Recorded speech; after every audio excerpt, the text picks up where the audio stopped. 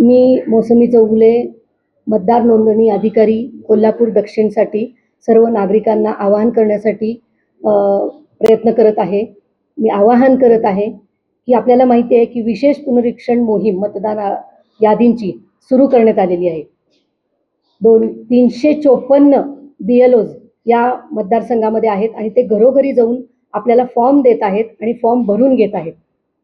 जी पूर्वी मतदार यादी होती ती मतदार यादी संपुष्टात येऊन आता जे फॉर्म भरून घेतले जातील त्यानुसार नवीन मतदार यादी त्याचं प्रारूप आपण 5 ऑगस्ट 2026 रोजी प्रसिद्ध करणार आहोत. माझं सर्व मतदारांना आवाहन आहे की आपण आपल्याला दिलेले फॉर्म्स हे मुदतीमध्ये भरून द्यावे.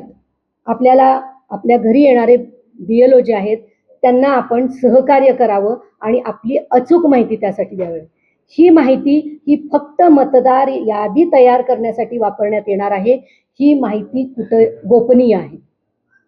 त्याच पद्धतीनं ज्यावेळेला BLO आपल्याकडे येत आहेत ते संध्याकाळी येत आहेत, सकाळी येत आहेत, दुपारी येत आहेत. तर आपल्याला जर शक्य नसेल तर आपण एक त्यांना निरोप द्यावा की ज्यावेळेला फॉर्म दिला जातो त्यावेळेला किती वाजता आपण तिथं असाल त्याप्रमाणे BLO तिथं येतील आणि आपली माहिती देतील.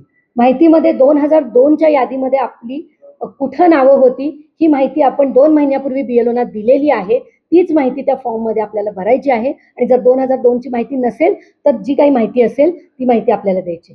जर एक जरी माहिती याच्यामध्ये आपण दिली नाही तर त्याच्यामध्ये फॉर्म भरता येत नाही, कारण हा फॉर्म स्कॅन केला जातो, त्याचं डिजिटायझेशन केलं जातं आणि मग त्याच्या अभावी जर मतदार यादीमध्ये नाव नाही आलं तर मग त्याला आपण माहिती दिली नाही असं जबाबदारी होते. म्हणून माझी विनंती आहे सर्वांना की आपल्याला विचारलेल्या प्रश्नांची किंवा आपल्याला जो फॉर्म दिलेला आहे ती सर्व माहिती आपण आमच्या BLOना द्यावी. या सर्व मान्सूनच्या ह्याच्यामध्ये आणि प्रचंड पावसामध्ये सुद्धा BLO आपल्या घरापर्यंत पोहोचत आहेत. ते एक राष्ट्रीय काम करत आहेत. आपलंही काम आहे की मतदार यादी हे राष्ट्रीय काम आहे, कर्तव्य आहे. जसं मतदान करणं आपण राष्ट्रीय कर्तव्य म्हणतो त्यासाठी मतदार यादीमध्ये नाव असणं गरजेचं आहे.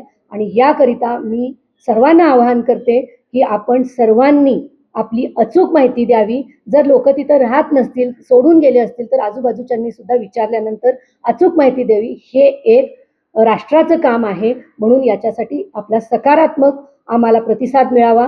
आमचे सर्व लोक आपल्या घरापर्यंत येऊन ह्या गोष्टी करत आहेत आणि त्याला आपण मदत करावी. अजून एक महत्त्वाची गोष्ट की जे लोक सोडून गेलेले आहेत, जे लोक स्थलांतरित झालेले आहेत, जे लोक मयत झालेले आहेत त्यांच्या घरामधल्या लोकांनी त्याच्याबद्दलची माहिती द्यावी. त्याप्रमाणे ती नावं 5 ऑगस्टच्या यादीमधून वगळण्यात येतील. अजून एक गोष्ट आहे की स्थलांतरित झालेल्यांमध्ये जे रोजगारासाठी आलेले आहेत त्यांनी आपली नावे इथंच ठेवलेली आहेत, परंतु आम्ही गेल्यानंतर त्या ठिकाणचा पंचनामा करू. जर ते 2 वेळा जाऊनही भेटले नाहीत तर तिसऱ्यांदा शेवटची संधी देण्यात येईल.